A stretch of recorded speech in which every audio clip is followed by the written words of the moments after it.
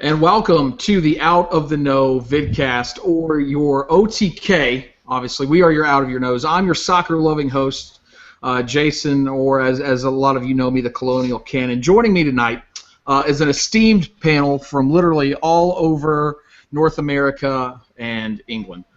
First up is AFC Freddy 8 from ABW Radio and a Bird Camp Wonderland podcast. Chris, how are you? I am good, Jace. How are you, sir? I'm good. I'm good. I've got anybody was betting on the bourbon today? You won, so pat yourself on the back. Up next is Tom Canton, our resident Instagrammer, as well as FIFA 15 player extraordinaire. How are you, Tom? I wouldn't go as far as saying extraordinaire, but I'd say I'm better than everyone on the podcast, so we'll leave it at that. That's all that matters. Being able to rub it in our faces, right? Next up is our Italian soccer expert. You'll probably see him in Milan working for one of the Italian stations next. But he's also a huge Arsenal fan and massive metalhead. It's John Welsh. John, how are you? I'm good, thanks, Jace. I was hoping for Italian Stallion there. You nearly drifted into it. Apologies. I'll note that for the next vidcast. And rounding out our panel tonight, finishing us off, is our favorite Australian, now living in Canada, up just north of me, is everybody's favorite Morgan Schneiderlin homer. It's Dom Nusky. Dom, how are you? I'm well, boys. How are we all going? Very good. Very good, very good. So, obviously, last Saturday was our first one of these. This is our second. We just wanted to continue to talk some Arsenal transfer news because, one, I don't know anything about it, and these guys know a little bit more than me, so it's just a selfish opportunity for me to learn. That's about as it, and hopefully you can learn as well. So we're going to jump right into it this week, and we're going to start off with Petr Cech, who to me it feels like sort of the Mad Max Fury Road stage of this transfer saga. It's been a barren desert, and we're dying of Czech thirst. And Wenger looks down at us from his massive mountain perch and tells us not to get addicted to transfers and rumors while he gives us transfer.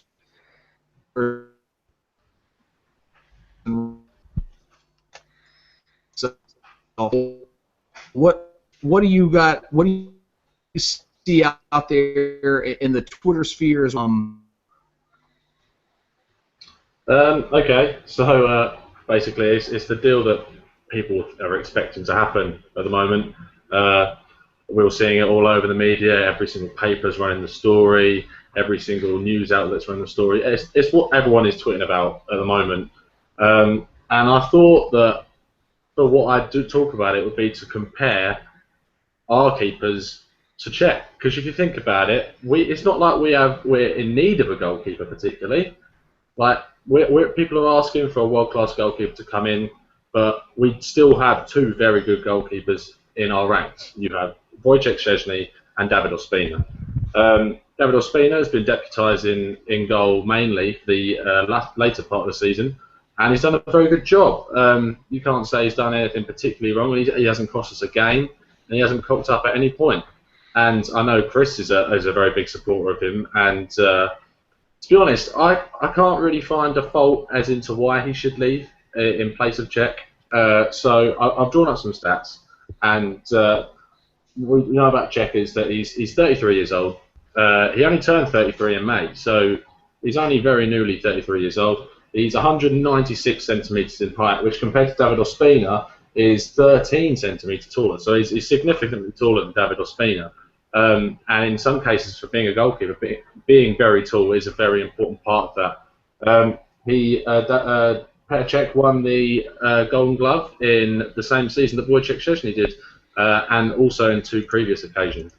David Ospina hasn't had a chance at winning the Golden Glove at all, and Wojciech Szczęsny, as I've said, has won it once already. Cech is much more decorated than either of the other two goalkeepers, and if there's something that you can't write down in a stat, it is experience, and that is what Petr Cech will bring to Arsenal. His experience of winning stuff, his mental ability, because at the end of the day, the keeper has got to be the most mentally stable person on that pitch. He's got to be looking at the game, reading the game, and realising when he's going to have to come, when he's going to have to stay, when he's going to have to make a dive, and what he's got to guess where a player's going to shoot. And Cech certainly has the ability to be able to do that. He's done that at Chelsea, and we even went in for him when he was at Rennes. We recognised he was a very good keeper even before he was more well known. And I've got to say that, in my personal opinion, I would have him over the two goalkeepers we have, purely for his experience, for his winning mentality, but whether it is Ospina or Szczesny that does stay, because I can see one is going to leave, he will provide excellent experience and someone to look up to for the future. Awesome. What do you think with Cech? I know it's been reported that we're probably going to see him holding up a shirt on Monday. People are saying he's too old. People are saying, well, this is, he's 33. Van der Sar went to United at 34, was exceptional. We got Jens Lehmann at 33. Talk about if he does come in. One, the fee for him reported at 10.9 million pounds. What kind of expectations are going to be on his shoulders with being talked to about with those types of players, the Lehmans, the Seamans, even Van der Sars at Manchester United, who had a great career there. What kind of expectations do you see? And do you think this could almost turn into a Mesut Ozil type thing, where if he doesn't, keep a clean sheet for every game, people are going to be on his back, or do you think that we're going to give him just a little bit of time to work with our defense and see how we play? In terms of the expectation, I can't see it being as a bigger thing as the Ozil thing, because when you look at the fee that was different, 30 million difference is a huge amount of money. But at the end of the day, Cech is, as I said before, is much more experienced, and I think he'll come into the club knowing what he's got to do, and he just has to do the same thing he's been doing at Chelsea, which is save shots and marshal that defence and shout and tell him what to do, and he can captain the team from the back. I want him to come in with, as I've previously said, and I think that Cech as a player knows what he's got to do. He won't feel the pressure. He's been playing at a big team for the majority or more than the majority of his footballing career, and he won't have any trouble integrating into that squad. I can't see there being any issues with forming a partnership with the defence, because those back four have been playing together for all the latter part of that last season, minus the start of the season with the injuries we had. And you could argue that a goalkeeper isn't necessarily a person who has to think about integrating into a team's dynamic, more just distributing the ball, who he knows he's got a pass to, and staying calm under pressure. And Cech is a perfect example of a keeper who can do that. Awesome. Dom, I want to come to you on this next question. We talked about this a little last week with Chris and John and Tom, but I want to come to you on this, being your first time on here. People are talking about Ospina going, obviously he made that great double save this weekend in the Copa America. What do you see between the Szczesny-Ospina dynamic? Which one of those two would need to go and need to stay, and what would the ramifications of either one going or staying be for the rest of the club? It's a tough one, isn't it? I mean, I'm not huge on Ospina. I don't see what everyone sees. I think it's really confusing. I mean, Tom's stats, and I've seen a lot of the stats, will only tell you so much. Where the latter part of the season, where he kept some clean sheets and we started to do well, he was not being tested, because that's when Coquelin came in and the back four were now settled. And if you look at a lot of the shots that he was having to save, they were shots that any keeper should make. Even a under-21 keeper should be making a lot of the saves, because they were from distance. They weren't. He didn't have to make any of those Copa America type saves for Arsenal. So his save percentage, I think, was high because of the fact that the defence in front of him was doing so well. Szczesny at the start of the season had a very disrupted back four. He had a Callum Chambers that was in and out on the right, and then he was in the central defence, and then we had no defensive midfielder to speak of. Koscielny was in and out. The left-back side of things, there was Gibbs, there was Monreal. It was never settled. So that makes a big difference for a keeper, because you can't predict where players are going to be, what they're going to do. So I think as much as Ospina, yes, he did do quite well at the end of the season. I can understand how people are saying, well, why are we getting rid of him? He didn't do anything wrong. I never saw him do anything that right either. I mean, some of the mistakes that he did make and some of the little things, like little heart-in-mouth moments, Petr not dropping the ball when it's kicked straight at him. Petr not, you know, some of the stuff that Ospina does, you just look at it and you just think, he's just not a real technical sort of makes me feel safe between the sticks keeper. He's a very good keeper, but I don't think we're winning the league with the guy. I think he'd get found out if he played a full season back there, and you know he's really under the pump. But that's just neither here nor there. I think Szczesny, and always have thought Szczesny has got more potential than David Ospina, but I don't think anybody's sort of questioning Szczesny's potential. But is he capable of reaching that potential? That's the big question that I guess that's not really for us to decide. I think that's up to the manager, the goalkeeping coaches and the staff at Arsenal to decide, is he going to pull his head out of his arse and actually think about reaching his potential, or is he going to continue being a dickhead and wasting his career and ending up being sold somewhere? I've got a funny feeling that the Southampton game may have been a bit of a wake-up call, because even when he did come back and play, he didn't have that same arrogance and that same confidence out there. You could tell his confidence was shot. And it wouldn't surprise me if the manager, Steve Bold, someone just walked up to him after that Southampton fiasco and said, "That's it, you're done." And I think shit would have gotten very real very quickly for him. Because the whole time he's been at Arsenal since he was a young lad, he gets paid good money. You know, we haven't really had a goalkeeper come in to displace him. I mean, Ospina was never going to come in and kick him straight out. It was always going to be a fight for the position, right? So I think it may not. It may be the kick up the arse that he needs to realise that you're not a 21-year-old kid that can go out and act like an idiot anymore, that you've got to take your career seriously. Otherwise you'll be in Turkey somewhere playing for a, you know, Scheisenhausen team that no one gives a stuff who you are. And, you know, I think, hopefully, for his sake and for ours, that might be a bit of a kick up the bum that he needs. And bringing in Petr Cech, you know, what better person to learn from and to learn professionalism from and to learn how to go about and carry yourself as a professional sports person. You know, Petr Cech apparently will be bringing his own goalkeeping coach, which I think would be quite good to have a fresh voice, perhaps, for him. But for me personally, Szczesny all day as far as talent goes.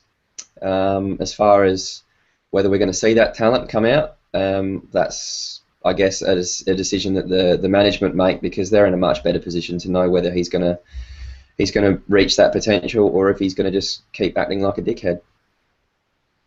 Awesome. Anybody else, Chris or John, got any comments on this before we move along? Again, I think it's been reported in a bunch of the newspapers that the deal is going to be announced on Monday. I want to move in now to a player who there's obviously we've seen the fire that led to the smoke with Cech. Now we're starting to see a lot more smoke from the Juventus midfielder Arturo Vidal. I have to admit, and I've not watched a ton of Italian football or Juventus, but I'm about to be that guy. I love him because he was effing great on FIFA, and he was always one of my first buys. And if you don't like me saying that, you can go F yourself. I don't care. I'm FIFA transfer guy right now. So John Welsh, like I said before, spends a lot of time watching a lot of games from the Italian League. Obviously, Juventus being a big team, they're going to be on TV a lot more as well. So I know a few of you out there watching right now have probably been able to see him too. John, what's the latest on the Vidal story? And it seems like it's starting to pick up some more steam the closer we're getting to July 1st all of a sudden. Yeah, it's a bit confusing at the moment. Trying to make sense of stories and transfer rumours through Twitter is always difficult. I've got so many notes here trying to work out which paper has reported what first and who's reporting off of someone else the story. And I mean, we were linked with Vidal pretty much. I think it was even before the Champions League final. There was some links, and there was a bit of talk about him then. Then everything went quiet for a while, and obviously it was more about Schneiderlin and some other players, Kondogbia and people like that came up. It's all come out again now. There's a lot of reports saying that he's already signed for a top club in Europe. Some are saying specifically in England, and it will be announced as soon as Chile are out of the Copa America. I'm hoping for a win because I had a little bet on them. So if you're to believe those rumours, we should find out on the final is on Friday, Saturday. So yeah, so in theory we should know Monday week if he's going anywhere. The reported fee is around 21 million, which sounds about right for a player of his age. It's more a case of whether it's the sort of player we're looking for. I think we did a radio show before the season was out, and someone asked about whether I'd want Vidal, and I absolutely love him. And at the time, I said no, but only because of the way we play, and I didn't think he could work into our system because I thought we'd have to change it slightly. I did caveat that with if we would change our system, then I'd absolutely have him because, like yourself, I absolutely love him. I always have him on FIFA, but I've watched him since he was at Leverkusen in Germany. Then he went to Juventus, obviously, and done really well there. There's a lot of people sort of confused as to what exactly his position is. When he was at Leverkusen, he was box to box, full of energy. He work in defence, work in attack. He didn't get as many goals whilst he was at Leverkusen. He was more of an assister. And then since he's gone to Juve, and especially since Allegri's been in charge, he's moved further up the pitch and playing behind the strikers. And that's really what he's brought to the team is more goals. He does have a little bit of a penchant for a yellow card. I found an amazing stat: 171 games, 53 yellow cards, which is quite impressive for anyone. But the whole story on whether it's going to happen or not, there's a guy in South America who allegedly reported the Sanchez deal. That when we did that, and a lot of rumours have come out of that. Some people are quoting his sources, some people are quoting La Stampa, some people are quoting Marca. The fact that it's in so many papers would make me think that he's obviously moving. I think that's a definite. Whether it is to us or not, I don't know. But Juventus certainly have the players in there to replace him. They've already signed Khedira in midfield. There's talks about Pirlo maybe going to New York, obviously. That won't really affect a Vidal move. But they are talking about getting funds in for Vidal so they can sign other players, namely Benatia from Bayern Munich. So there's definitely a lot of speed picking up with this. But like with all sort of transfer rumours, you really just have to wait and see with this. I'd be surprised if we were the only club going in for him. But I'd love to see him at the club, absolutely. What's the? You may have mentioned it. I actually had to tweet from the account, so I may have missed this. What kind of fee are we looking at for him?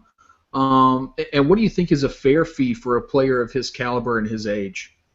Well, the sort of fee that's being bounced around is around 21 million. Sounds about right, to be honest. I know some people saying it's too much for a player who's 28 now, but it's, if you get 4 years out of him, that's not really that much money. You have to also take into account that the fees for players that every club in the Premier League, at least, is going to be paying is going to be a lot higher than it was before, just because of the new TV deal coming in. I mean, you look at some of the moves that have happened in Europe already. You've got Mandzukic going to Juventus, who is, a great striker. Okay, he's coming towards the end of his career, but he's going for something, I think it was like 10, 11 million euros. Now, if he was to move to a Premier League club, you could guarantee that fee would be closer to 20 million euros, just because it's a Premier League club. That's one of those things that we have to accept. I don't have a problem paying that sort of money for him. Wage-wise, I'd imagine he'd be on 100k plus. I know a lot of the Juventus players are on sort of around 65 to 80k. Some of them are a little bit higher, but you've got players like Pogba on 75 grand a week, which obviously that's a lot of money to me and you, but for a footballer, that's nothing at all. So, we can definitely afford the wages. There's obviously the link with Sanchez. They do get on very well. They are very good friends. They share the same agent. Actually, I think there's only one agent in Chile, because I looked through and it seems that every player from Chile has exactly that same agent. So I think he represents the entire national team by the looks of it. So we've done work with him before, so it shouldn't be an issue if this is the deal that's going to go through. He's obviously been in the news for some off the field issues with his drunk driving accident that he had here. How do you think that's affected how teams are coming in for him? Has that driven the price down at all, do you think? How has that sort of affected this whole saga with where he could go and for how much? I don't think it'll affect it too much. It's, I can't remember too many stories of him in Italy getting in too much trouble. he is. I mean, he's notoriously a little bit of a hothead on the pitch. I saw some quotes from Freddie Ljungberg talking about how it'd be nice to sign him because he gets so annoyed when they concede a goal or get upset, and Ljungberg was talking about how he liked when he was at Arsenal. They had a lot of those sort of players in the team. I'm not actually sure what happened with the drink driving ban. I know he went to court, but I don't know whether he got a ban or it was just a fine or something like that. I think it was a brand new car. Now, I've never driven a Ferrari, but I imagine driving one is probably quite hard if you over rev it a little bit. It's probably quite easy to spin it off the road. Yeah. But apparently he'd only had 2 drinks. Not that I'm condoning drink driving for anyone watching. But no, I don't think it'll affect it too much. I mean, you look at the sort of players Wenger's had to deal with in the past, like Paul Merson, Tony Adams. They all had different problems. He's dealt with them. And you look at players who are currently at the club, Szczesny, Jack Wilshere. They're all players who, off the field, perhaps do some things they shouldn't do, get themselves in trouble, and he tries to constantly redeem them. So, yeah, I don't think that'll be an issue in any way. They might put off 1 or 2 clubs, but I can't see it putting off Arsenal. Chris, I want to come to you on Vidal here for just a second. A box-to-box, a guy who can create, a guy who's got that bit of edge to him on the pitch. Where do you see him in sort of our midfield? Is he a guy that's going to instantly go in and be right beside Francis Coquelin? Is he going to sort of supplant Francis Coquelin, who had a great year? Where do you see a guy like Vidal coming in, and how do you think Wenger would use him? I'm not going to ask you to say become Wenger, but obviously you've watched Arsene Wenger teams for a while. Where do you think Wenger's head is at if he were to sign a guy like Vidal?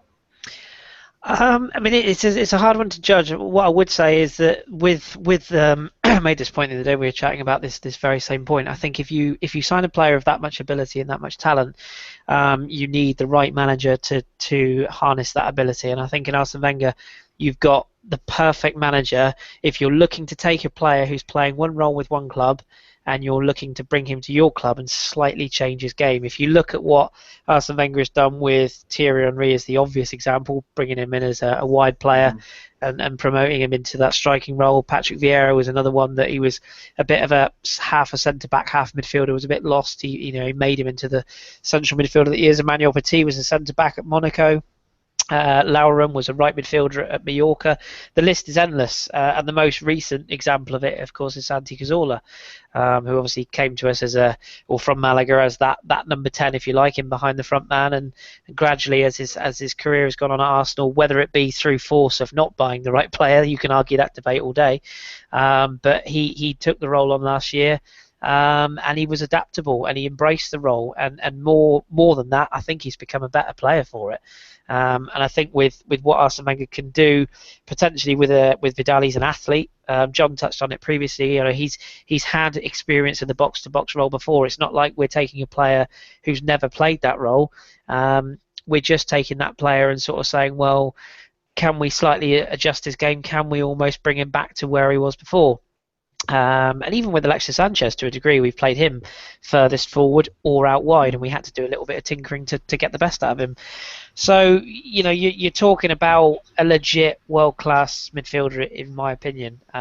People may debate that, but from what I've seen of him, from the way we play, if you look at how our system works, I think he'd be brilliant, whether it would be alongside Coquelin, or even in some certain games, I think you could probably get away with playing him instead of. So if Coquelin was injured, I think you could arguably put Vidal into the Coquelin role and then have someone alongside him. I wouldn't necessarily think Santi and Vidal would be a good mix, because I think that's very forward thinking. Even though one of them would make the tackles, they would both want to bomb on a little bit. I think you'd have to have a Mikel Arteta or even a Jack Wilshere, Aaron Ramsey type figure just to stabilise it. But no, a world-class player is just that. They're adaptable. They can be coached. And if Arsene Wenger thinks that he can do that, then I can see why he's going for that type of player. Awesome. Dom, I want to come to you on our next player. And if you've listened to any of the Bergkamp Borderlands that he was on, or any of the ABW radio shows that he was on, I still want to give those guys a plug. nice summer off for Gimli and Danny. They will be back though as soon as the season starts, I assume, with a preview right around the Community Shield as well. So definitely check that out and check out their website, which is burtcampwonderland.co.uk. Bunch of great transfer stuff on there, as well as the blogs are still continuing to go. So check them out. Dom, though, who's been on there quite often, has a named Morgan Schneider, some sort of midfielder from Southampton. Not sure if you guys have ever heard of him or not. But Dom has got a real affinity for him. Dom, what can you tell us on the latest Morgan Schneiderlin saga happenings going on this week? Well, it's definitely turning into a saga, that's for sure. First it was yep, he's agreed with Arsenal. Next it was no, now he's agreed with Manchester United. Now no one really knows what's going on. He's the reason that I've liked the guy is because he plays the defensive midfield role. I mean, we're talking about Vidal just before, but you've got Jack Wilshere, Aaron Ramsey, and now Santi Cazorla. And if you're bringing in Vidal as another box-to-box midfielder, it makes no sense whatsoever, which is why I think that if he's not being brought in as a defensive midfielder, there's no point bringing him in at all. And that's not to say that he's not a good enough player to be able to adapt to that role. We bought Arteta as a number 10 and played him as a defensive midfielder because he was an intelligent enough player to do so. So there's nothing saying that we wouldn't get Vidal and make him do that. But if we were going to buy him as a box-to-box, it makes no sense. Whereas Schneiderlin, on the other hand, as much as people want to say, oh no, but Wanyama's the defensive midfielder there, they actually played both. Both of them would play in a defensive midfield type role. One of them would sort of push on and come back. So they had a good little understanding going where predominantly they were both quite defensive, and you would notice quite a lot that as soon as there was a counter-attack, Schneiderlin and or Wanyama and or both would be back in position very, very quickly. So they knew their defensive duties quite well. As far as the links go with him, look, I think it's fair to say, I know there's some people that still don't think that we're interested in him and think, oh, well, if we wanted him, we would have bought him by now. It wouldn't surprise me if the manager is just using him as a plan B. He may be going after Vidal, he may be going after Javi Martinez, or, the people keep going on about the world-class ones. We can do better, we need a world-class. I don't see many guys out there as defensive midfielder that are world-class that are available. That's the big thing for me, that even Vidal, I wouldn't call a world-class defensive midfielder, and I think that's what we need. I think we need somebody that can come in and either help out Coquelin a little bit, because we played 50-something games last year and Coquelin played 22. So as important as he was, there's still 30-odd games there that were made up from other players having to, make do, so to speak. So I think the importance for that position is huge. I'd much prefer it over a forward player. I know lots of people want a striker, but when it comes to pure numbers, Arteta and Flamini just won't get the job done. Great clubmen, great people, fantastic players in their day, but I don't trust Arteta any more than I trust Diaby as far as injury goes and fitness. And he doesn't have the athleticism to play that position anymore. The amount of times that I've seen players just run straight past him and he turns to try to chase and track back, but it's as good as useless. There was a thing in I remember commenting on a thing where there was a stat that Mesut Ozil had a faster 40-metre sprint time than Serge Gnabry, who was a sprinter. And the interview with Theo Walcott that was per Mertesacker was not the slowest at the club, but he didn't want to name who it was. I would bet a good $10 that it's Mikel Arteta. And you can't be having someone like that play a defensive midfield role when you need explosiveness back there. I am a bit of an athlete whore. I do like my athletes. And I'd been going on and on and on and on about that at the start of the season. And then, lo and behold, Francis Coquelin comes in, not blessed with the most skillful of passes, although it did get better. Mm-hmm. All he was he was able to read the game, and he was a pure athlete. And look what it does. Look how it transforms the team. And so, hopefully, what it's shown the manager isn't, oh, well, I've got one now, so I don't need another one. Hopefully it shows him, wow, look how important it is to have a player like that. If Coquelin goes down, I'm back to square one again. So I'm just praying and hoping that that's the way that he's approaching this, and that he looks at it and thinks, okay, well, if Schneiderlin's not the man, then someone needs to be, which is, Vidal probably has a lot of those qualities to be able to do that.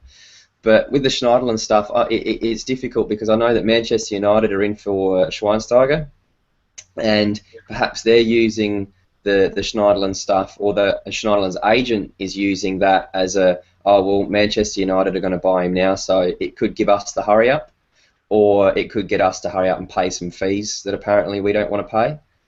There's so much that goes on when it comes to a transfer. There's so many games, there's so much behind the scenes stuff that when people say, if we wanted him, we would have bought him by now, I think it's just a very lazy way of thinking, to be honest, because you don't know what goes on. You don't know how much of a whore the agent's trying to be, because every extra few dollars that the signing fee goes for, the more the agent gets, and the agent wants extra fees on top of stuff and signing bonuses and whatever. And we know what Arsenal's like. We know what the club's like. We'll value a player what we think they're worth, and that's it. There's not really much of a negotiation on that. So 24 million, so the reported price tag, I'd be very, very confident in saying that we don't want to pay 24 million. So I think it's just a case of Southampton. I think Liverpool are probably the ones to blame because they keep paying them 10 million more than every player's worth, and now they turn around and think Schneiderlin's worth 50 million probably, which I don't really blame them that it's not something that we're going to pay. So thanks Liverpool, twats. But other than that, Schneiderlin, he's 181, 182 centimetres, pretty much the same height as Vidal. He's 26. I had a little bet with Chris that if he was to get a signing on to a United or an Arsenal or a big club, that he would end up in the French team within 6 months as a midfielder there. And I think that he would. I think that he's that good. And I look at the French midfield and think, well, aside from Pogba, there's not anyone in there that he couldn't displace. So I look at him and think that he would suit our system. He's Premier League ready. He's shown that every single division or level that he's had to step up, he has. And it's funny with athletes sometimes. I caught up with our very own Canadian other Jeff the other night, and he brought up this point that sometimes with athletes or sports people in general, you might not be a Yaya Toure talent, right? Where if he feels like rocking up and playing football, he's unplayable. When he can't be bothered, he's shit. But, so are most players. But the thing with Schneiderlin is that you throw him in and you give him another challenge and he steps up to the plate. And he doesn't know what his ceiling is yet because he's never played in some of these bigger games and these bigger tournaments and these bigger things. And yet I think that he would be extremely hungry to. And all that he's proven so far is that he can. Very much the same as Olivier Giroud. You look at his statistics, every single season that he's been somewhere, it's a slow and steady improvement because you throw him in the deep end and he adapts and he gets better. And he doesn't know his ceiling yet either. So I look at Schneiderlin very much the same way and go, that's what he's doing at the moment at Southampton, whilst it's very good, I don't think that's it. So people will say he's not the world-class player we need. Well, right now maybe that's true, but you don't know that in 6 months' time playing at a team like Arsenal in big matches, in big Champions League games, that he's not going to step up and be that player. He's never had a chance to, but every single time he's had a challenge thrown at him thus far, he's adapted and he's done well. So there's nothing really to lead me to believe that he doesn't have those characteristics as a person and as an athlete to come into the team and be professional, to fight for his place, and to adapt to whatever scenario is thrown at him, and end up being a much better player than what he is right now. Awesome. Thanks for that, Tom. I want to come to you on the Morgan Schneiderlin talk. It is becoming a little bit of a saga, as Dom said. But with a guy his age, you can see why the increase in the price from a Vidal to a Schneiderlin. What do you think, sort of age-wise? Do you think that Schneiderlin's reached his full potential, or do you think at his age he still has some stuff to learn and could get better as a player? And if we were to buy him, would he continue to progress under, especially the tutelage of a Steve Bold, who's got great, sort of a defensive mind about him, who could teach him that holding role from a center back's position? And then under Arsene Wenger on going forward and passing, how do you think that would be able to sort of help his progression going forward if we were to sign him? I don't think any players reach their full potential unless they've been managed by Arsene Wenger. So personally, I think he has got much. He's got a lot more to give as a player. And as you said, he's only 25 years old. So he's got loads of years left in his footballing career. He's an excellent player. Like I'm a big supporter, like Dom is, of Schneiderlin. If you want to weigh him up against Vidal, I actually think they're two slightly different players in the fact that Schneiderlin is a more physical presence of his height and he's got more defensive capability, I believe, to give, seeing as he's 3 years younger. So by the time he reached the ages of Vidal, I reckon he would be a better defensively than Vidal is right now. Going forward, he does offer something still. He's not an out and out DM like you like look at Coquelin and say, yeah, no, you can't see him banging in screamers or finessing it into the bottom right hand corner. But Schneiderlin is a player who can score goals.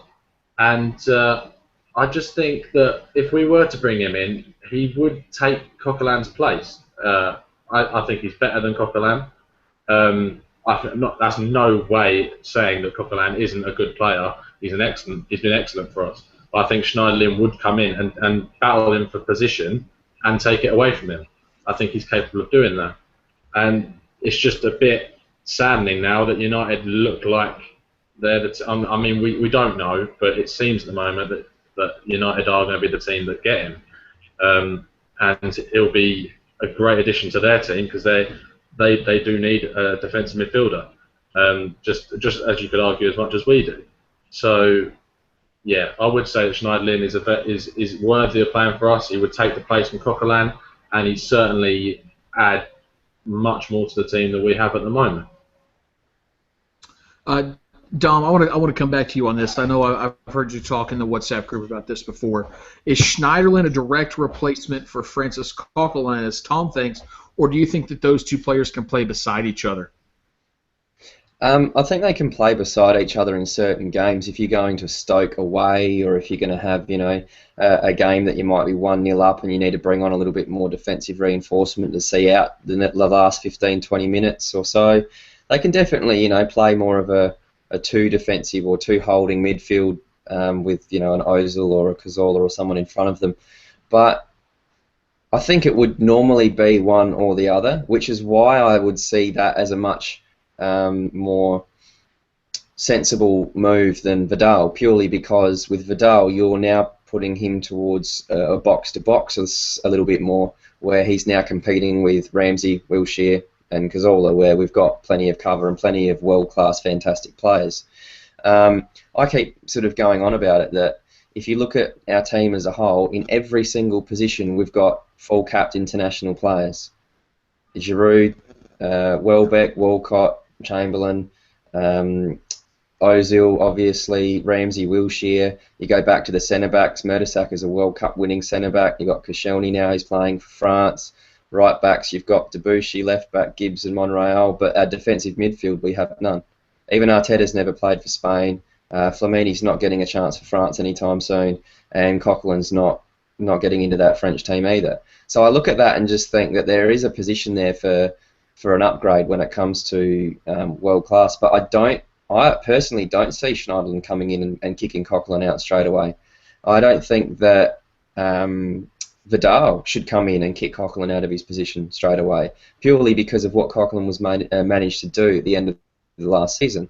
That you look at that and think, well, what are you saying if you do that? Come into the team, take your chance, play out of your skin, and then get dropped. I can't see it happening. I think that whoever comes in, regardless of price tag or experience, they're going to have to earn that spot. And that's exactly what you need when you're talking about a title-winning side, is that you need competition for places. You need everybody on that team to not have that sense of entitlement that, I am the number 10, therefore I will play every week because I am the best player. You need to have Coquelin playing out of his skin, because he knows that if he drops his ball a little bit, does something stupid, gets a red card, and then the next guy comes in and starts playing really well, then the manager's got another decision to make. So at the end of the day, that's what I want. If it's not to be Schneiderlin, then so be it. But if we go into next season thinking that what we've got good enough, then I'll personally probably write the season off before we start, and that'll be quite sad. But if he's and also in saying that, if he's thinking, oh well, I'm just going to wait it out and see if I can find another Ozil type transfer towards the end of the window and hope some dominoes start to fall and I can pick up a world class defensive midfielder, again I'll be annoyed.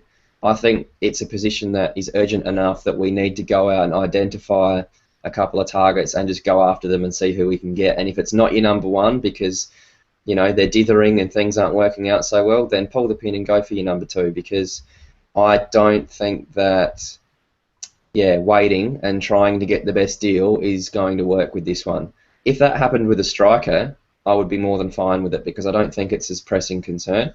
If, I'm sure we'll get to this in a minute, but let's just assume that Real Madrid pick up Aguero and then Benzema turns around and says, I don't want to be here anymore and play number two, then all of a sudden, last day of the window, we could do that. That would be fine with me if we waited and see if something like that can happen, but not with the defensive midfield position. I think it's too important. I think we need to go out, find who we want, and just put the chips on the table and say, here we go. Awesome. Talking about strikers, let's transition to our good friend Budget Jesus over here, who's been a little quiet this show, but you're about to hear some good stuff from him, I know. Somebody who we've been linked to in the past, Mr. Carpenter, a small little guy named Gonzalo Higuain. We were linked for him when he was with Real Madrid. Then he went to Napoli after we had reportedly agreed a fee.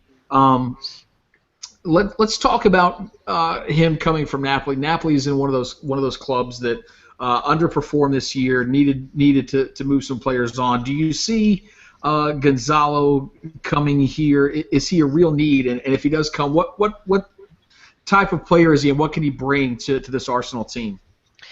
Well, two things. First of all, some people would say it's a blessing in disguise for me to be quiet for once, so that's good. But also, I want to say hello to. There's 53 people watching at the moment, which is really, really cool. So thank you to everybody, and especially a little hello to KB, who does part of another podcast, which you can find if you look it up. And she said we should all smile more, so smile, people. Yes, so transfers are serious business, Kay. Yeah, there's absolutely. No smiling during silly season. Absolutely, we're all very serious. Yeah, Gonzalo Higuain. Well, the saga that runs and runs, it's getting up there with Kalou and Sebastian Frey and Jan and Villa, isn't it? It's getting that way. Well, what do we know about Gonzalo Higuain? Well, first thing to say is a lot of people probably don't realise he's actually born in France. So there's a little bit of a random stat for you to start things off. 27, 6 foot, well, just over 6 foot, 6.5 inch, or 6.5 inch if you want to be technical. A lot of people don't realise he is 6 foot. I certainly didn't, I must confess. So that sort of is a good starting point for a striker. 3 major clubs: River Plate, Real Madrid, and Napoli. If you look at Napoli, or if you look at the side of things on the stats side of things, there's a couple of interesting bits I've pulled out. His shot accuracy is 65%, which, yeah, you probably, some people would say, oh, that's not very high. To be perfectly honest, it's a pretty decent ratio. Particularly sort of given the position that he is that front striker, so he needs to be pretty accurate with most of the shots that he has. So 65% is a pretty decent ratio. He does tend to like a goal at home. He's much more prolific at sort of the home games than away games. I guess if you're going to be nitpicky, you'd probably say the same is the case for most top level strikers. But he does seem to convert at home more than often. 18 goals for Napoli at home last season. Away from home 5, so that there's something in that for sure. Something that I also found quite interesting, if you look at sort of how we play, a lot of people will often point to Poldi as our big left-footed kind of player, and whilst Higuain is definitely or is predominantly a right-footed player, his stats on his left foot are not particularly terrible. 96 goals with his right foot, 31 with the left. It's not bad, and he is decent in the air. 14 goals in his career came from his head. And interestingly, as John made a point about discipline, with Vidal, not many people realise that Higuain is not the best behaved. Certainly has a tendency to lose his proverbial shit from time to time. 41 yellow cards and 2 reds in his career, which is pretty high given the fact that he's a centre forward. You'd expect that from maybe a midfield type of player. So he's got a temper on him. He's also prone to a paddy, which I'm pretty sure John can testify to in his Napoli days. He does like to throw the toys out the pram. But what you're getting from Higuain is essentially a goal scorer. A lot of people have. There's a sort of a stat going around at the moment. Well, I say a statement going around at the moment that apparently his buyout clause is £66 million. I don't think anyone is going to pay that. I think that's very much Napoli covering their own arse as far as trying to scare people out of bids. But like you pointed out, Chase, Napoli are not in the Champions League next year. It is where everyone wants to be. The one thing that I would say is possibly going to stop this deal is that I genuinely don't think we're in for a centre forward. I know a lot of people want us to be. Obviously, it's the hipster's choice. There's names, whether you go from Jackson Martinez to Dom's mentioned Benzema to Higuain himself. There's a lot floating around out there. Are they available? Don't know. Probably Martinez and Higuain are the 2 biggest ones that are available. And of the 2, Higuain is probably the one with the more proven goal-scoring record. I'm not sure whether we would. The only other thing that I can think that could potentially be or going in his favour, we talked about whether he's right-footed or left-footed. A lot of his goals come from the left side of the field. And now that's a really, really sort of hipster stat for you. But if you look at his career, his goals have come right-sided, 46 of them, central field, 36 of them, but left field, 57. Of his goals have come from left field, so he does like to cut in from that left side. And the one thing that probably we don't have when we don't have Podolski is that sort of left-footed or left-sided player, or somebody who can play from left side and is comfortable shooting from that side. That being said, obviously we've played Alexis down the left side and it's worked perfectly well. So I guess it depends what you want. The one thing I would say as well is he is an alternative to Giroud. He's not your archetypal smash the ball forwards and get him to hold it up. His hold-up play is not bad, in fairness. But as I said before, he's a goal scorer. Do you remember all those years ago when people were saying about Robbie Fowler was one of the most natural sort of 6-yard box predators in the Premier League? I think I'm of the belief Higuain playing in the Premier League would be very similar. I think he would get you an awful lot of goals, and we all remember the fox in the box of Francis Jeffers, or not, as the case may be.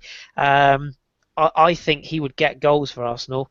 The problem is I don't think Arsenal are particularly keen, and probably after what we went through last time when, as you say, it was a done deal, I'm not sure we'll revisit that unless, of course, the deal suits us, and that could happen. You just never know. And maybe you mentioned it. I apologize. I've had some internet wiring issues here, so I had to step away for just 1 second. Chris, what's the fee again that's being talked about this? What do you think it would, if we are in for him, again, long shot, what's the fee that we're looking at probably having to pay now? Is that a cut rate fee because they're not in Champions League, or is it still around that 20 to 25 million pound range? Well, I have to ask John a question. John, 66 million, is that euros or pounds? Because I saw the fee was... The alleged, I don't know whether it's a buyout clause or not, but basically De Laurentiis came out and said that anyone who wants to buy Higuain would have to pay, I can't remember what the figure is in euros, it's like 98 something million in euros. It works out 66, 67 million pounds, basically, is what it works out. Now, whether that's an actual buyout clause or not, some people are saying it is, some people are saying it's just the price is quoted. You're not going to get that for him, obviously. No. They're never going to get that. Whether he moves at all, I'm not so sure that he actually will, to be honest. I think he may end up staying there. It depends, because Napoli obviously have got a new coach now. They've got Sarri come in and Benitez has left. It wouldn't be beyond Rafa to say to Real Madrid, "Oh, can we buy back Higuain?" Just to be confusing and annoying the fat Spanish waiter that he is. I think they've put him on a diet, actually. Sorry, that's really rude, isn't it? I'm being fattest. But yeah, that's the sort of ridiculous money they're talking about. I would assume that if someone came in with sort of like a £30 million bid, 35 million, then Napoli would probably say to Higuain, like, do you want to move or not? I think it's down to the player more than anything else. I haven't heard anything from him that says he wants to go as of yet, and I know there's talks about us looking at him, but I just think it's just, typical agent and paper rumours trying to drum up some interest. And like John says as well, Jace, with him, obviously Napoli not being in the Champions League, they don't have to sell. They're not skint. And if they were going to sell, there are other options. Dries Mertens being one, heavily linked with Manchester United. He would go for probably as big a fee as Higuain would go for. So they don't have to sell, particularly him. I think it will probably come down more to whether the player wants to go. And if the player does want to go, as I think Dom's touched on before, there's only so many quote-unquote world-class or available players in the world, so, and how many clubs can afford them. We're one of them, but, Manchester City would be an interesting one to watch as well. If they get rid of Dzeko and Jovetic, I'm not convinced Bonnie's been, I think he's all right, but I don't think he's of the level, whereas if they were looking to pair Aguero with anyone, Higuain wouldn't be a bad bet, but obviously that depends on FFP and all that jazz. Yeah, the Argentinian connection right there. Side note, I effing love Stefan Jovetic. Even though he went to City, love him as a player. Loved him. Watched him play quite a bit when he was at Fiorentina, and absolutely loved him. Wanted us to go in for him, but we didn't. Let's keep talking about strikers. And I want to bring Tom into this. Tom. We've been linked with Higuain, still linked a little bit with Benzema if they bring in Aguero down there. It's been said that Perez, the president of Real Madrid, loves Benzema, would almost never sell him for anything. Do Arsenal need a striker though right now? Is that really the area that we should be focusing on? Is getting a striker in to either supplement Giroud or somebody who's better than Giroud who could possibly take us over the mark? It's always the question with Arsenal, isn't it, about whether a striker would make us a better team. I'm personally in the camp that I think we can win the title with Giroud. I think Giroud is a very capable striker. He's shown that. He showed he can score many goals. His stats have been similar of Diego Costa on his goals to minutes ratio. And you remember that Giroud was out for 3 months at the start of the season. Yeah? So when you look at stuff like that, you think, Giroud is a class striker. I wouldn't go as far as saying he's world class, but he's a very good striker.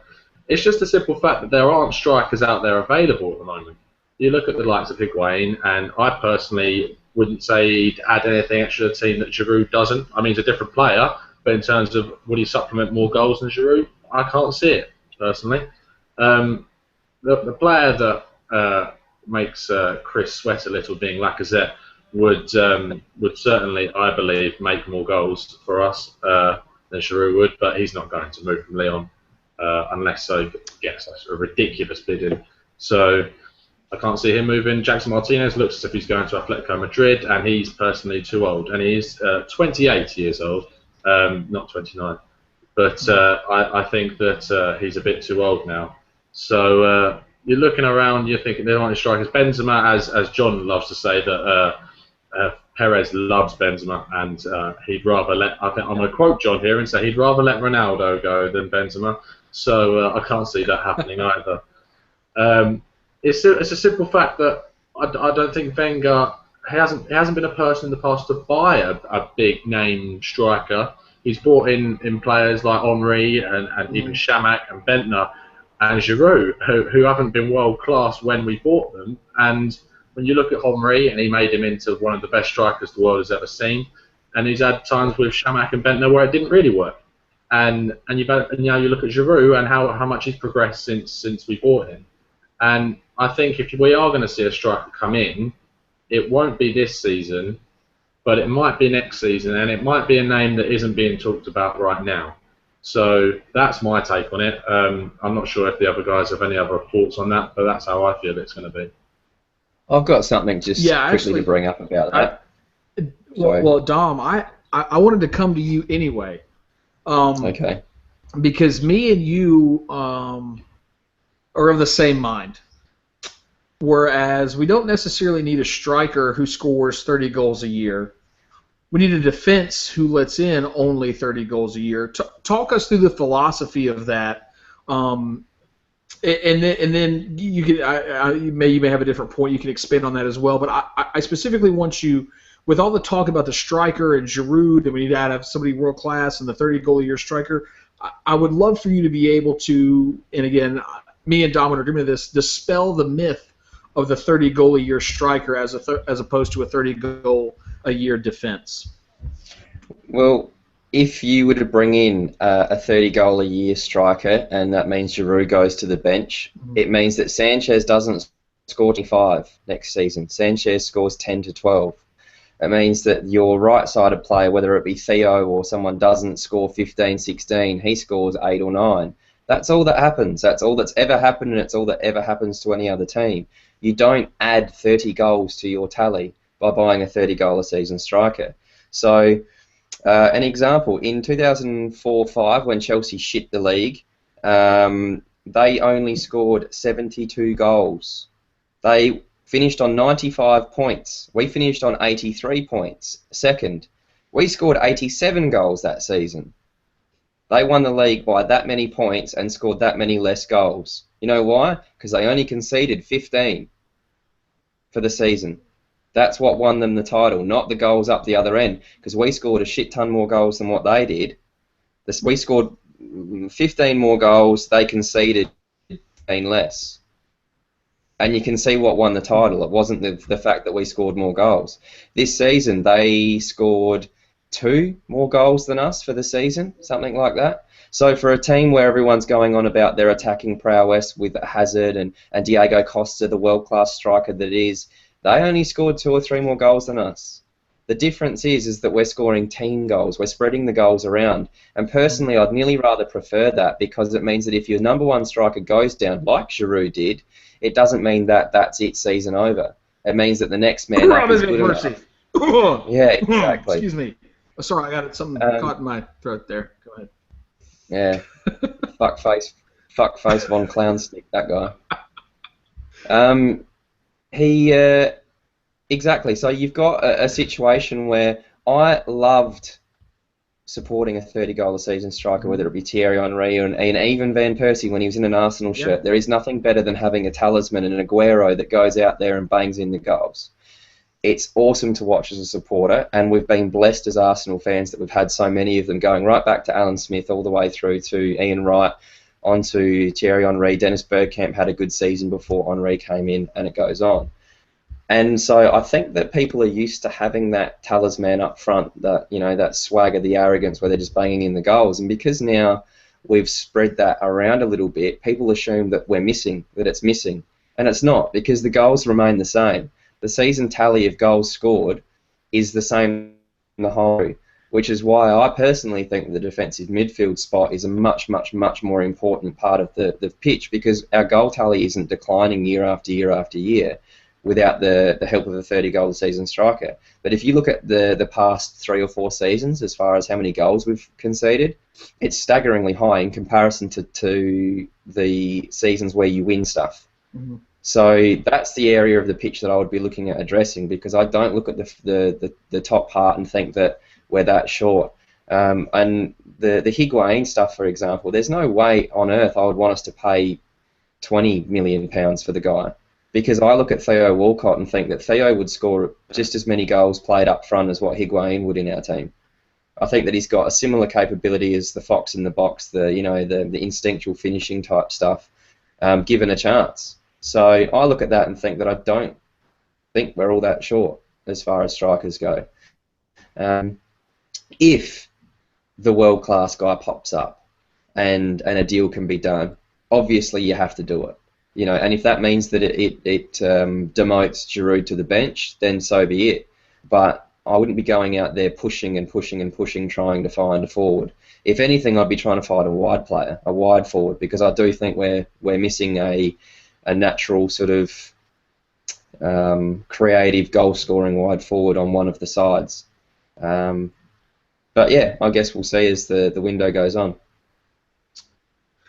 Yeah, that's well stated. Again, 100% in agreement with you. I do know and I think this is more agent talk, and John might be able to comment on this. I'm not quite sure, but John, you may want to help me on this name. Another player from Napoli who supposedly we've been linked with is Feyozi Galam. Galam? No, God, Faizi My precious Gulam? from Napoli, a left back. Something like that. Yeah, we've evidently been linked with him. I'm not quite sure. Looking at some of his stats that I looked at this week, I think he's an upgrade. He's just on par with Kieran Gibbs, and about a tackle per game and about two interceptions per game under where Nacho is at. So not quite sure, but that's another defensive-minded player that we've been looking at. The great thing about this is we're live.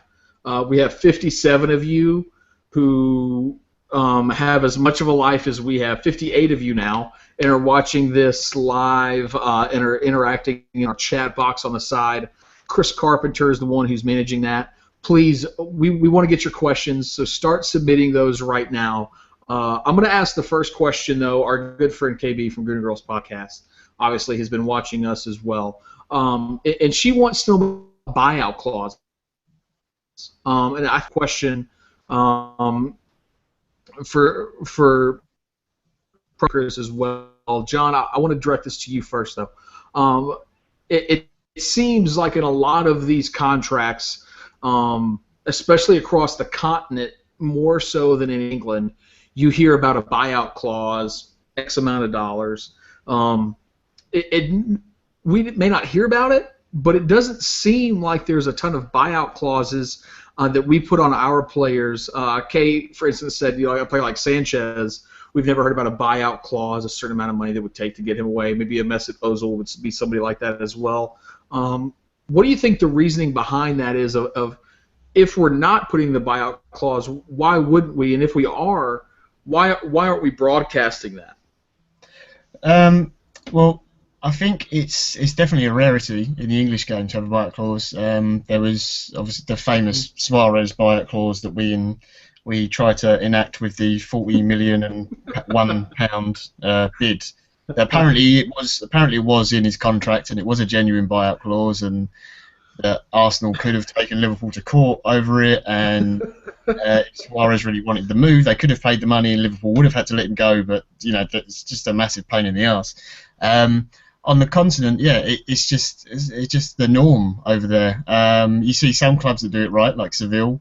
They have players, they have to sell their best talent each year, and they know they have to get in a certain amount of money, so they go, right, this is going to be our best player probably for this season, we'll stick that much on his new deal, and then someone will come along buy him, we know we're going to get that much money. For other clubs, it's more of a warding teams off, but I'm not sure if I don't think it's illegal. Maybe it's a legal issue in this country more than it is on the continent, and I think that might be why it's not done here so much. I wouldn't want our players on a buyout clause, to be perfectly honest. I know some of them are ridiculous, like Messi's and Ronaldo's. I think there's something stupid like €1 billion, both of them, their contracts, just because they're worth that much in commercial revenue. But I wouldn't want to say, someone, Alexis signs a contract and says, I want a £60 million buyout clause, because a club, there are clubs out there that will go, well, there's £60 million, we get to talk to your player now, and we can say to him, well, we know you're having a really good time at Arsenal, but we're going to pay you 400 grand a week just because we've got so much money. And it's pretty hard if you're a footballer, if someone's like going to double your wages, double the millions you're getting each year, it's a very hard thing to turn down. But yeah, it's just a thing that's a norm on the continent, and it's generally used as a way to protect players and their interests. It can backfire, obviously, because you can see, like with players like Goetze, who went from Dortmund to Bayern Munich, players like that. I just checked the pronunciation for that name. It's Faisal Gulam, I think. I've probably still said it wrong. Faisal Gulam. Yeah, okay. The Napoli player. Not Feyozi Gollum. Yeah, Gollum. My precious. My precious. Interesting. He's not the only left back we've been linked with, actually. Correct. And actually, I want to do this rapid fire through the group here, just real quick. Obviously, everybody's linked us and wants us to get a goalkeeper, a holding midfielder, and a striker. That's like the three main areas. Oh, we have to have to win the championship. Blah, blah. What's the one hipster area where, aside from those three, where you think we need to strengthen either for this season or going forward? Where would be the place where you would purchase somebody? For me specifically, it is a left back. I would get a younger left back who maybe we could put on loan for a year. I don't know if it's Galam or not, but I definitely think left back is something that's coming up. Nacho's not getting any younger. Kieran's 25 now. Hasn't developed like we probably would like him to. I'm going to start with Tom, and then I'm going to go with Tom, Chris, John, and Dom in that order. Tom, what's your hipster area where you would like to see us strengthen in the summer? I feel like I'm going to steal Dom's idea, but I'm in much agreement with him about a wide forward player. I've actually been talking in the chat to some of the guys about it. I think it's an area where we lack goals, especially on the right-hand side. Basically, where Sanchez isn't, we're lacking in goals a bit. So you look at Ox, the stats been brought up many times. He scored about 14 goals in 100 and something appearances for us. That's just simply not enough. Walcott, I think next season he'll be more of a striker for us, given the performances he's given for us. You might see him play on the right midfield if Wenger thinks he's going to bring us goals. One, he wants to play Giroud as well. However, I think there is a need for goals in that position. And we've talked about how if you bring in a 30-goal a season striker, you're going to take goals away from other areas of the pitch. However, if you introduce creativity that also brings in goals on that wide midfield side, you can create added goals to the team. And I think a player like I've been discussing with the guys, Draxler, if we're gonna come up with some names, Draxler would be my choice. I think his physical presence is something that we lack in the midfield. Even with Coquelin, he's still not got the height. So in the midfield, Draxler does bring that. Even though he's been out injured for a lot of the last season, he's brought goals. He's incredibly talented in a creative sense, and personally, he's my choice. So yeah, that's me. Chris, on to you next. What's your the one area that nobody's really mentioning that you would bring somebody in at? Well, you said hipster's choice, so you are the hipster Jesus. I'm officially changing your name from Budget Jesus to Hipster Jesus. Just for this, what would be your specific choice for a place outside of those three main areas? You can say pretentious twat, Jace. I won't take offence. I would like to say. I mean, I agree with everything Tom said, just for the record. So just to be a little bit different, I quite like a project. Weirdly, I don't think we need to sign this next project, but the sort of person or the area I'd like to see coming through next would be sort of the attacking midfield. And I know people are going to hate me for saying this, but I want to see another Fabregas. Obviously not him. Because that would be an assault on the eyeballs and the heartstrings. But I would like to see the lad I'm specifically thinking of. Please don't shoot me. I'm not bigging him up, but Dan Crowley. I'd like sort of to see potentially him just given almost like Jack Wilshere was when he first got introduced. Just the substitute appearances, the Capital One Cup, maybe the odd Champions League bench here and there. The kid has got everything, I think, or potentially has everything, and I know we've said that about 1,000 kids before, and he could well be another one that just goes by the wayside.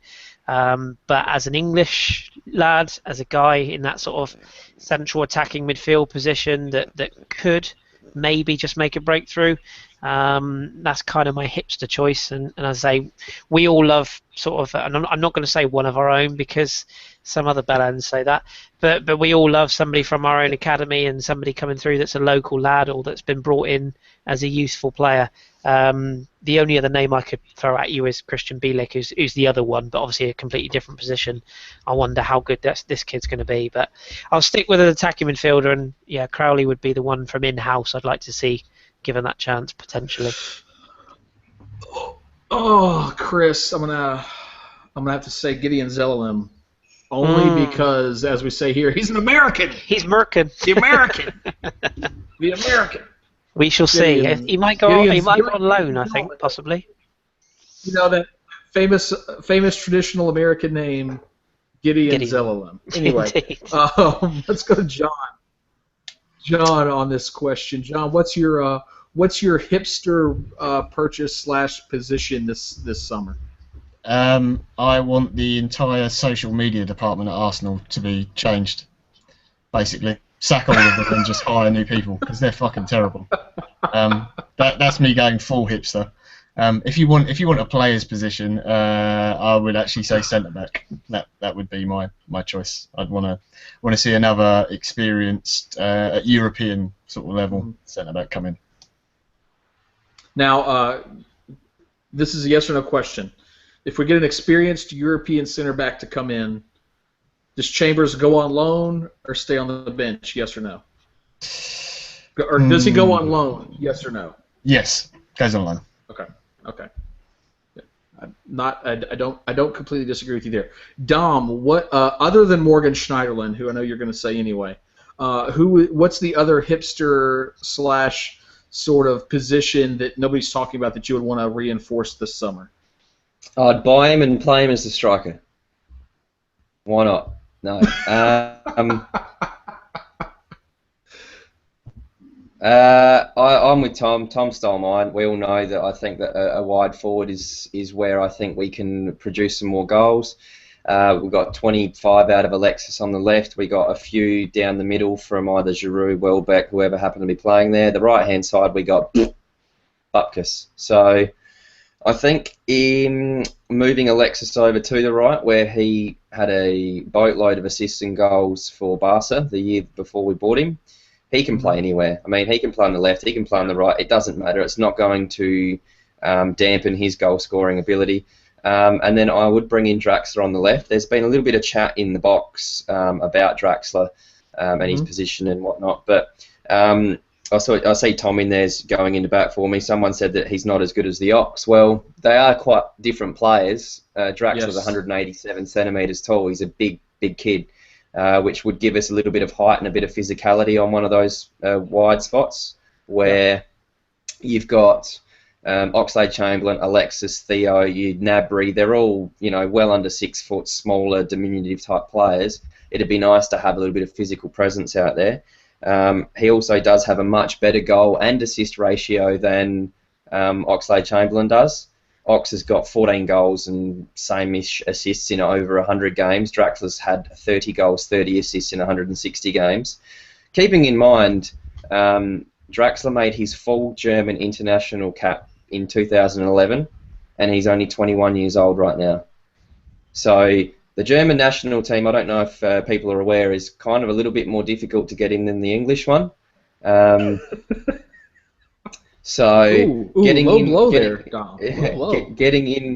in when you're 18, 19 years old and having your full international cap is quite impressive when you're talking about who he's having to get in front of.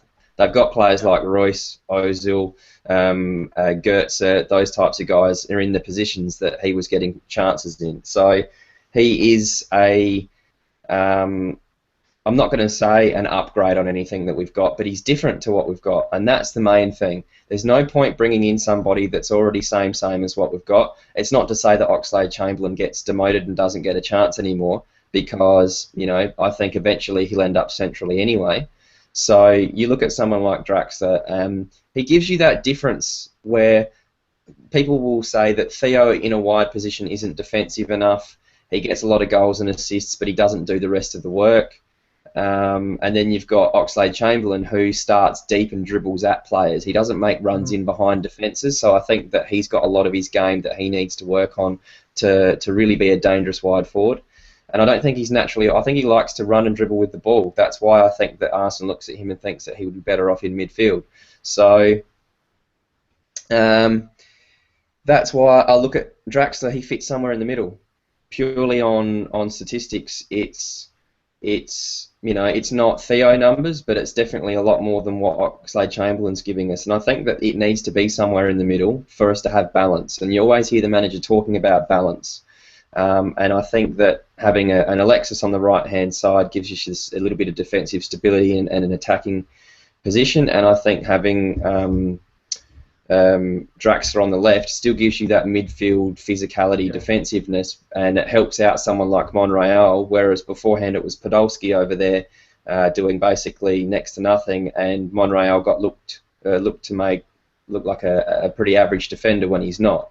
It's just that he was always, trying to cover 2 or 3 people at once. So I look at someone like a Drax. It doesn't have to be. I'd look at Thomas Muller. I'd look at even Andre Schürrle. I'd look at those types of guys, the Royces, the bigger, the more direct, the fast, sort of powerful type players that know how to score a goal. And I think that one of those on the wide positions would be something that we don't have. And Welbeck's not that player. He's not a naturally sort of a wide player. He's been played there out of necessity, not because he's played out of his skin out there. Same thing with Ramsey, Wilshere. We've played a lot of players out of position on that position this year, which is why I think getting a specialist wide forward would make a lot of sense. I'm gonna hop in just before you, Tom. The other thing, and we talked about Draxler last week on the OTK. Go back and check that out on the Colonial Cannon YouTube channel. We definitely broke that down. Him on the left side, who goes to the right, what all happens with that. So please check that out from last week. It's the first OTK vidcast. The one thing I do want to say about Draxler that I like with his height, we're almost one-sided or very centrally on our distribution from our keeper on goal kicks long. I think Draxler would actually add just a little bit of extra versatility that we could shift fields just a little bit more and have that extra taller man sort of up front on the left to be able to knock those balls down on for our midfield to get onto the second wall. Tom, you had something for Dom. Go ahead. He answered a lot of it actually when he was chatting, but he did make my heart sink a bit not heart sink, but flutter when he said Thomas Muller, because that is just the perfect player in my eyes, but impossible to happen. I wanted to ask about Draxler. Say we bring in a wide forward, whether it be Draxler or another creative goal scoring wide forward. Do you think, and I know you mentioned that Welbeck was forced to play wide as well as Ramsey because we had to deputise, but do you think with the likes of Gnabry coming through, would a player like, say, Gnabry have to go on loan or someone have to leave to deputise and get him into the club? Yeah, I think that Gnabry be due for a loan. I really do. I think that he was at that position where he made a few good appearances for the club, but to really kick on and develop, especially at that age, that's such an important age. As soon as you start missing games in the ages of 20 to 22, so much of your development for not just skills, but game management, situations, when to track back, when to make a run, all of those decision-making skills, you're not going to learn from sitting on the bench. You're going to learn from making mistakes. And I hope that someone like Gnabry goes out and makes the mistake somewhere else and comes back to Arsenal much more a finished product. And then, at the end of the day, if he's good enough, he'll get in. You look at someone like Hector Bellerin or even Francis Coquelin, you take your chance, you get a go, and if you're good enough, then you don't give the manager a reason to drop you, then he's not going to. I don't think we're a club that give a stuff about transfer fees. I don't care. Think that we care where, I look at Manchester United and I think, I've got a friend that's a Man United supporter and he was saying the same thing. He was getting really sick of the fact that they had Falcao, Van Persie and Rooney, so they thought they had to play all of them because of their transfer fees and because of their wages, when it really didn't suit their system, it didn't suit their game style. I don't think we're like that. I think that if a player comes in and is doing really, really well, that's why I don't see Coquelin being kicked out the team as soon as we sign someone, if we sign someone. I think it's going to be a case of he will have to prove that he's the man for the position, whoever it is. And it's exactly the same thing with someone like a Gnabry or you talk about some other forwards, I guess, we've got coming through, that it's probably time for them to go out and play some regular football and see what they're made of for a whole season. And then if they, prove to be good enough, they'll come back and they'll get in.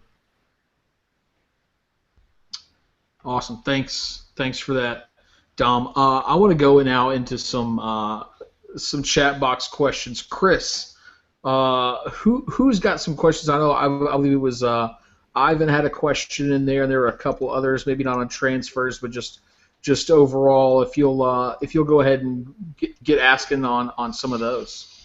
Yes, I do. Right, I'll just pick out. I think I've got 4 here, so if I just ask one of you each one, if that's all right.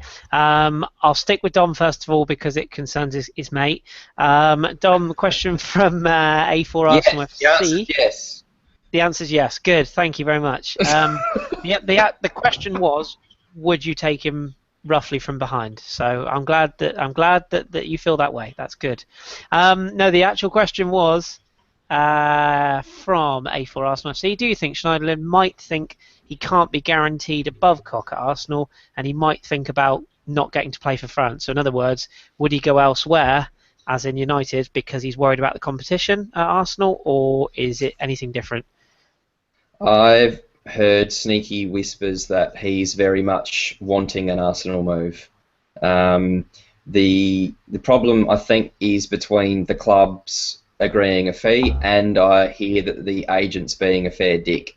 But if you were to ask the player, he's apparently pretty set on an Arsenal move. Whether that happens or not, we'll have to wait and see. But I don't think that he's going to be deterred from looking at our team and thinking, oh, there's no chance of me getting in there.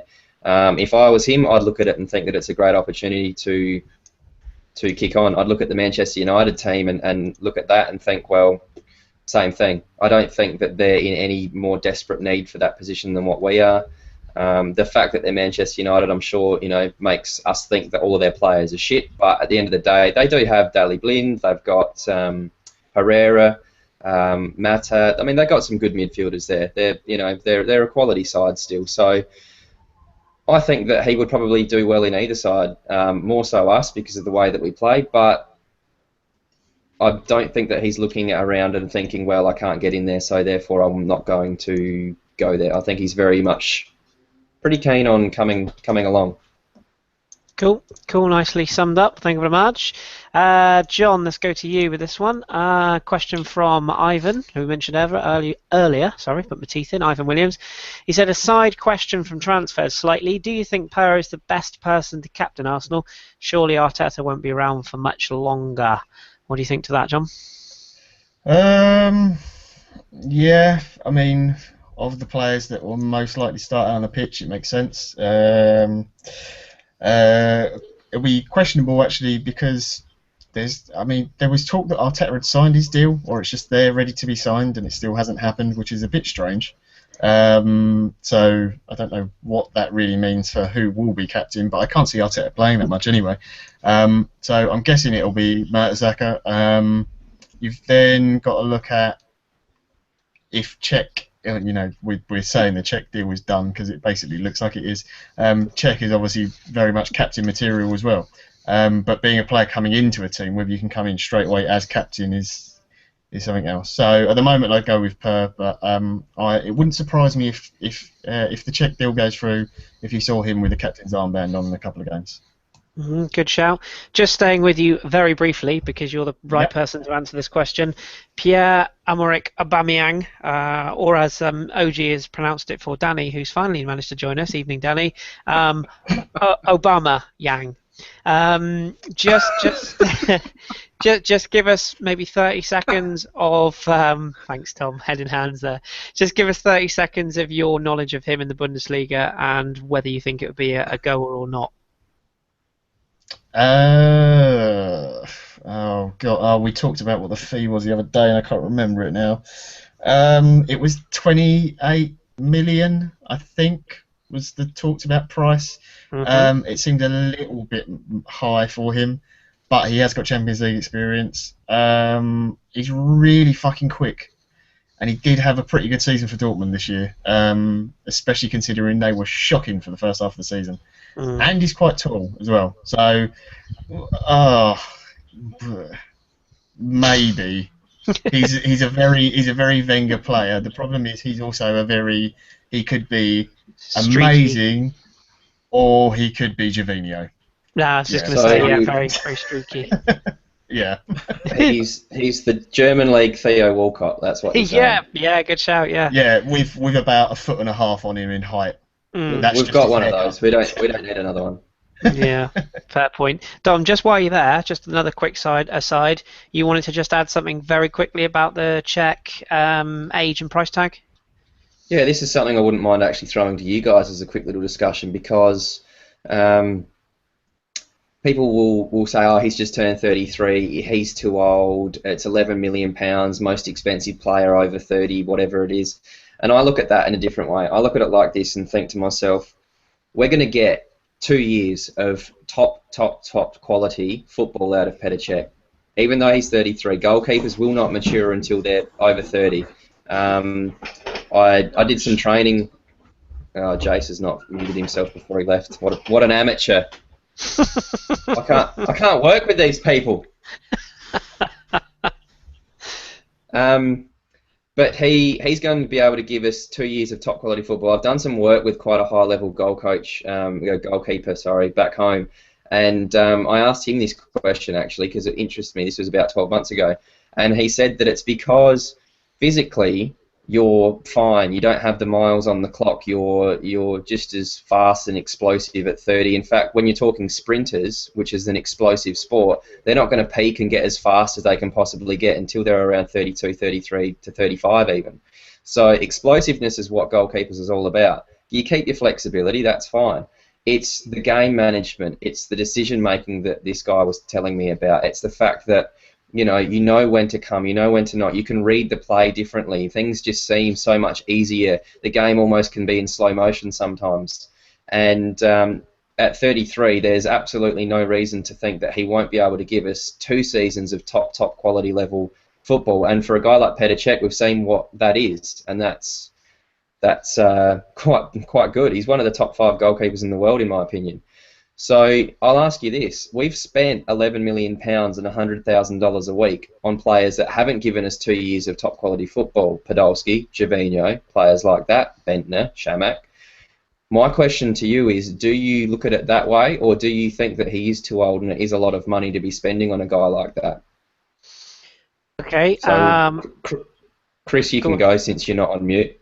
I think what you're getting for him, it's worth it. I really do. I think you've said it before. We've all said it before. I like the goalkeepers we have, but he's proven. He's world class. He's a winner. That's the most important word. You get what you pay for. For me, age is. I mean, it's a cliche, but it is just a number. And nobody's going to give a shit. Well, nobody gave a shit. Jens Lehmann was 33 when we went undefeated. So I really don't think anyone will even quibble about the price. When you consider what Real Madrid might have to pay for David De Gea, I mean, for me, it's a no-brainer. I'd much rather go for a Czech for that money than a Begovic for probably the same money. So I'm with you, Dom. I don't think it matters at all. John, do you think it matters? No, not really. Someone's just put in the chat actually, kind of stolen my point, but they got there first. Carl Wolf, yeah, it's 12 million too much for signing that could win us the league. That's spot on basically. Checkmate. Easier a week. Oh fucking! I didn't even mean to do that one. Not as bad as last week. It just the amount of points he's going to save you over a season. He just doesn't make mistakes. I say that now. He'll probably, first game he'll throw an absolute howler and chuck the ball in the back of the net or something. But for the money you're paying, I don't care about money. This is the other thing as well. I'm a fan, right? If Cech cost 20 million, I couldn't give a shit. If he cost 50, I couldn't give a shit. Some fans will say, well, they could use that money better and lower ticket prices and things like that. Well, it wouldn't make any difference. They're not going to lower the ticket prices. If it doesn't directly affect me, spend as much fucking money as you want. If it makes the team better, I'm all for it. I really do not care. Spend all the monies. Here's another side point on that, sorry. He might not just be a chance to win us the league next season, but he's got it in the tank to potentially win us the league next season after, and probably the one after that. That's the kind of miles you'll get out of the guy, and that's probably my point, is that if we sign a world-class, a guy with 100 caps and 50 goals for Germany at 28 in the peak of his career, and we didn't get 2 seasons out of him, and we paid him the same wages and the same transfer fee, and no one says, oh shit, what a waste of money, can't believe we did that. and yet it's the first thing that gets mentioned here because he's over the age of 30. So that's kind of what I'm trying to refer to, is that, you know, the age bracket for a goalkeeper isn't the same as an outfield player. We are getting a guy at the top of his game, and we are only having to pay £11 million to do it. And then if you look at Manchester United when they bought Van Persie from us, they bought a 29-year-old guy that won them the league in 1 year, and that was it. That's all he's done. But was it worth it? I think it was. Yeah. Yeah, I think excellent point, and we're all on the same page with that one, clearly. Jace, have we got time for 3 quick fire questions before we all run off into the sunset? Actually, I think we're gonna cap it there with the questions for today. I do want to talk just briefly on, and what we'll do is we'll go to Tom with this one. Is Podolski rumor? Or have they actually announced that he's at Galatasaray now? And Breaking news again. Do you think he's a player we should have let go? Yeah. Is that quick fire? Very good. Yeah, that's fine. That's the answer I think everybody was waiting for. He's past it now, isn't he? Like, it is typically like if you have Podolski in a dictionary, next to it would be quite past it. So I just 30 years old, and if it is a wide forward, ironically, but I think we say it's a wide forward, but he's a striker, and he needs someone up with him, and we don't play that system. He was never gonna be the player that he could have been if we'd have played the system that he wants, because we don't play the system that accents his abilities. So yeah, he's right to go. You mean the system of no defending? Yes. Yeah. Jace, I would encourage everyone to. I've just retweeted an excellent video from JV Guna, which is entitled "When Podolski Comes Back to Arsenal After His Loan to Inter." It's just gold. So I would encourage everyone to have a look at my timeline for that. Well, I will say, and if you follow any international friendlies, you'll know the United States. The men's national team won for the first time in our history in Germany. I want to say it was like a 2-0 or 2-1. And the way we won was attacking down Podolski's side. Everything in the second half when he came on was down that side. And if the United States makes you look bad and our quote-unquote B team makes you look bad, you need to reevaluate where you're playing your football at. And I love Podolski as a person and as a personality. He's a great personality, but I think footballing-wise, it was best to move on.